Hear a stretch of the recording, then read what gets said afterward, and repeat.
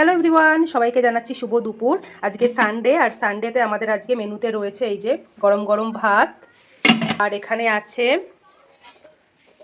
ভাতের পরে রয়েছে ডাল। এখানে পেঁয়াজ কলি দিয়ে করেছি মুসুরির ডাল।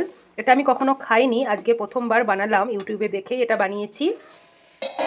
আর তারপরে এখানে রয়েছে ভেন্ডি পোস্ত।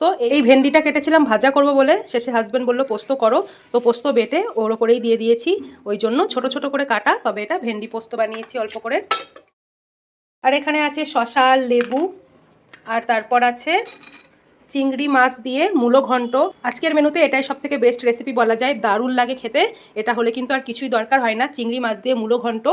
তো আজকে মাছ মাংস ডিম বাকি কিছু নেই, এর মধ্যেই চিংড়ি মাছ আছে। সানডে হলেও একদম সিম্পল মেনুটা। আর তারপর শেষে আছে চাটনি, এই যে টমেটোর চাটনি আছে।